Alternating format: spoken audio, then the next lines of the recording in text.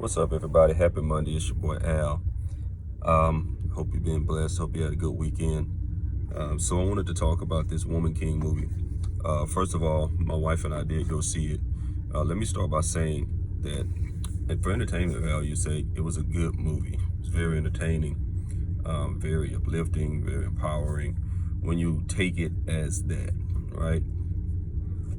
But by now we all know what the controversy is, and I wanted to take some time before I just jumped in there with a video talking about the controversy behind the movie and its depiction of the homies, the Amazonian women from Africa, who were very impactful in the transatlantic slave trade, as it turns out. Everybody's up in arms over the fact, a lot of people up in arms, and it's a divide. There's some people who say it's just a movie, just take it for what it is. It's a movie, it's a good movie, so let's just take it for what it is. And there's another faction of people that believe that this is an outrage, that once again we've been bamboozled by a couple of white women who were involved in this story, in this movie, as a people, and as some subliminal and outright straightforward messages in this movie that are just not good. The movie, again, very entertaining, but when you take it for its historical context, it's grossly out of context. And from my perspective, I'll give you my perspective. I know I've seen enough movies based on historical facts, or loosely based on history, to know that everything will not be just as it was. There are some things that you will always have to change for the sake of making a better story. For example, one of my favorite movies is The Cinderella Man. Anybody who knows me knows I'm a former boxer. Being a former boxer, I love boxing movies. I'll watch any boxing movie. I'll give it a shot. Even if it's horrible, I'll at least give it a chance. It really gets me going. I really love, Rocky. I watch all the Rocky movies. I mentioned the Creeds, $1 Million Baby, Cinderella Man. It was the one with Gyllenhaal a few years ago. I think it was Gyllenhaal was in a movie, a boxing movie a few years ago. I watched that. I'm into boxing movies, being a former boxer. And one of my favorite movies was Cinderella Man.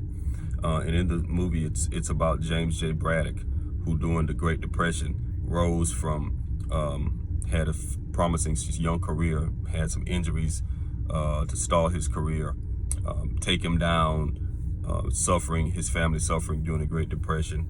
He picked up the pieces of his life and was able to become the heavyweight champion of the world against all odds. And his protagonist in the movie was a heavyweight champion of the world, who was one of the most famous heavyweight champions of the world.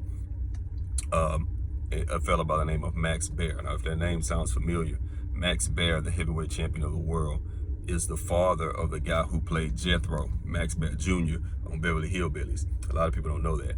But Max Baer was the heavyweight champion of the world. And the movie, basically, for the sake of telling a better story, or telling a story that would keep people's attention, it made Max Baer almost this monster, this cruel, self-indulged, cocky, smart alecky guy who had, and it's factual, killed 2 people in a ring, and was basically braggadocious about it, and basically telling Jim Braddock's wife, you don't want to end up a widow, tell your husband to pull out of this fight. And his family, the family of Mr. Baer, was very outraged, as they should have been, at this depiction, because that was not Max Baer. Max Baer was fun-loving. He was really loved. He was fun-loving. Those 2 tragic deaths in the ring really changed him. They really broke his heart that happened. He was actually kind of a comedian in the ring. He'd be in the ring laughing and joking and playing around, which really probably cost him a lot of greatness, because if he would have taken it more serious, he probably could have been even greater than he was. But for the sake of the movie, they turned him into a dark character, which wasn't true. Also in that movie, they made the crowd overwhelmingly for James Braddock. Everybody was for the down and out, down on his luck guy to pull through, and that wasn't the case. When that fight took place, Max Baer was such a wildly popular fighter nationally that everybody cheered him and nobody even know who Jim Braddock was. But for the sake of the movie, they changed those narratives. So I understand changing certain things for telling a better story. But to change history all itself, which is what this movie, The Woman King, does. Y'all know me and my coffee. To change history for the sake of getting across a message that I'm not with in the first place is something that I just can't get with. First of all, the Woman King, Viola Davis's character, doesn't exist, made up. And there's so many things. Once again, I believe a movie driven to, number one, it's supposed to be a women's empowerment movie. But it's a women's empowerment movie about the wrong group of women. I know that we're on this women empowerment thing today. I see it all the time. Making women the superheroes, making women the ones who kill everybody and whoop everybody, and they got it all together. And men are, for whatever reason, are the loose and goofs and can't get it together. I understand, this whole women's empowerment thing. But the way they did this movie, first of all, not only is it a women's empowerment movie, but I believe it's also a movie that's, again, as so many movies are today that involve our people, black people, so many movies are designed today to separate us, black men from black women, to create this gulf, this divide, to send these little shots, these color purple-esque shots that, people say the color purple was one of the worst things that happened to the black family, with the way it showed the black man versus the black woman. And it sent a shockwave through the black community. I believe this movie was on that won't have the same impact, but you could kind of get a little bit of that in this movie. First of all, the movie starts off with the Dahomey tribe. Let me back up to get you basically the big controversy of this whole thing. The big controversy is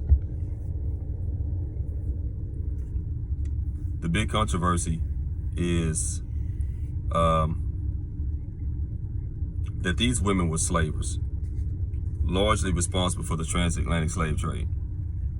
Largely responsible for the transatlantic slave trade. Didn't necessarily start it, but were very greatly impactful in the slave trade. They were not heroes. The movie paints them as heroes. They were not heroes. They sold people. They were one of the first groups to sell people outside of Africa. The protagonists that they made, a group of men who were giving them hard times and trying to take them down and give them all this, were actually in reality a group that the Dahomeys would always attack and give the business, trying to enslave their people and sell their people off. So these women were not heroes. In the black community specifically, they were not heroes. A lot of them were responsible for why a lot of us are here. So they are not a group of heroes. But the movie itself is built with these little undertones. As I said before, the divide between black people. We already have such divides because of things like the transatlantic slave trade. And a lot of people don't really consider that when we look at each other here in the United States of America as brothers and sisters. We're really not. We're people from scattered tribes that have the same skin color, but ethnically in Africa, some of us had nothing to do with one another. We've only become brothers and sisters over here, which is probably why we've struggled to still get along over here. That stuff, that blood runs deep. But that's a discussion for another day. But I see these movies that are made to coach black women, or women in general, Like just women in general. But this one, because it's a movie, a predominantly black cast, just movies in general. But this one, that women have it all together and men are a bunch of crap. Like the movie starts off with one of the first scenes in the movie, the Dahomies going to free their people who've been captive and other people who've been captive from this group that has taken them prisoner, which would probably be, in reality, the other way around, which would probably be a group trying to go and free their people from the Dahomies that the Dahomies have captured for the purpose of selling to slavery. So immediately they're painting a wrong picture of these women as heroes. They're not heroes.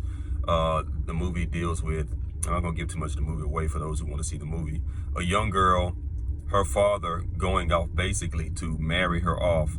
First of all, the girl is like 16, 17. He's going to marry her off to this older man, which I know is a common thing in Africa. But he's going to sell her off to this older man. And the man immediately says, "You're going to be my wife." And he starts slapping her and hitting her. And I just see this picture in my head of just black women seeing that and just you see this, the black man just slapping and hitting a woman that he's supposed to love, beating her up, and then her father standing there doing absolutely nothing about it. Just like, where do they do that at? And if that is something that happens, why you press so hard to put that in the movie? Like, to just show this young girl with a man who's supposed to be her husband, her black husband, just immediately start putting hands on her. Hasn't said "I do," hasn't married her, hasn't shown her any love, hasn't shown her any affection. Just immediately, "You're going to be my wife." Slap, slap. "You're going to do what I say." Slap, slap. "You will not talk back." I'm like, what is this? So immediately, I'm getting Color Purple vibes all through this movie. And then, not only do they paint the Dahomies as heroes when they're not, as I've said, the group that was the protagonist was the group that was having to fight them off to keep their people from being sold, because the Dahomies were that ruthless. They make the king, this soft king, not really soft, he wasn't really soft, but he's got these concubines, and I don't know, he's got this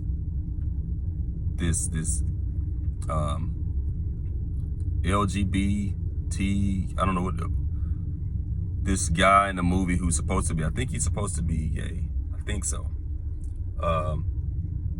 And I don't think he's supposed to be like the whisperer, like the town gossip to get things back to the king or whatever. But I'm looking at that like, what is this? Because, like, okay, in Africa, they don't really tolerate that kind of lifestyle now, let alone back then. So you just put this character in the movie to just kind of shove this down our throats, as I know they do in our community. Just put this guy in here who just kind of really housewifed the whole thing up, messy gossip the whole movie up with this character that you know good and well wouldn't be in, you know, in any tribe in Africa at that time. So that was foolishness. And then for me, the most heartbreaking thing of it all, and I know that the Dahomey tribe was real. It's real women warriors. I get it. But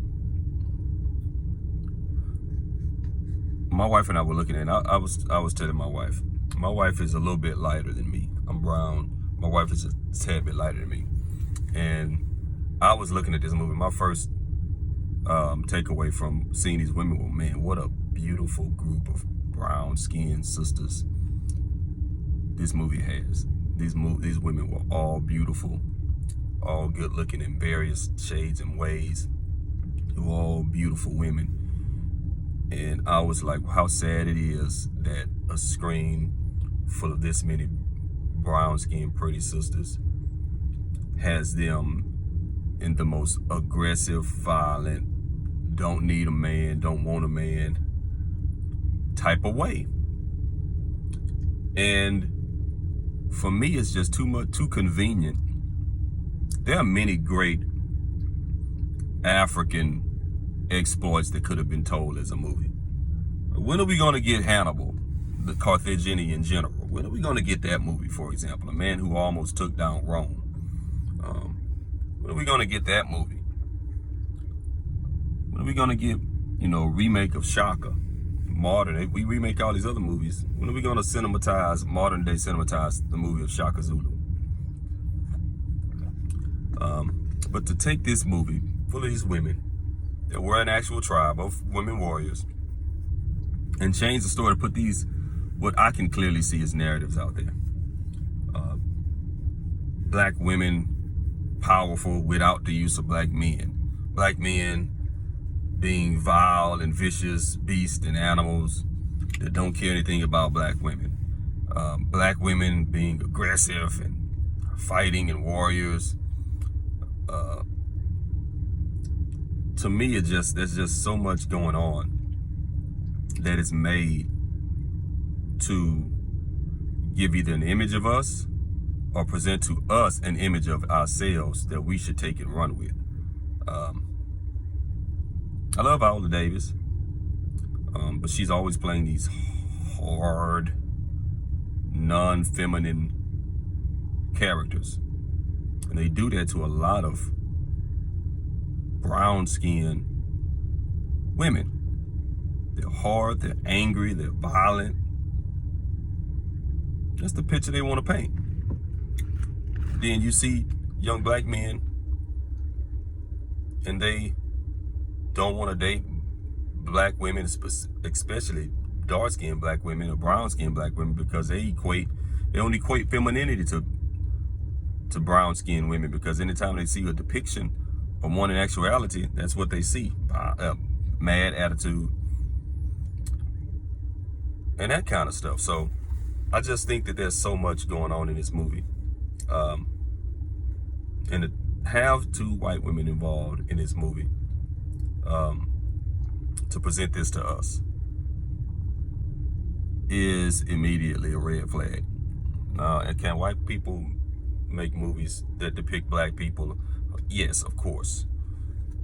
This isn't a black people can only do black movies. White people can only do white. I'm not that, but to put these messages in there and to so grossly misrepresent history the way this movie does, for the sake of presenting these messages to our or certain groups of people, was just something that's blatantly obvious. And then there's this. I hear a lot of people, when they're made known about the knowledge of the misrepresentation or the misportraying of this tribe and the things that the movie presents, a lot of people just blow it off and just say, oh, it's a good movie. I just want to go see a good movie. And I'm like, here we go again with this. Black people just wanting to oversight or not acknowledge the wrong for the sake of entertainment purposes. And I've told y'all before, how much we take talent and entertainment over morality. And I see it happen again with this movie. People want to boycott the movie. I've already seen it, but that was before I knew what it was about and I knew the history of it. But I'm for it if you want to boycott it. But there are people who are against it because they just want to see a good movie. Once again, it seems like one of the issues in the black community, we can't ever get on the same page, because there's some people who will always take talent and entertainment over the cause. Like, they rather just be entertained. They rather just watch a good movie and just, oh, it's just a good movie. I'm not really concerned about all that stuff.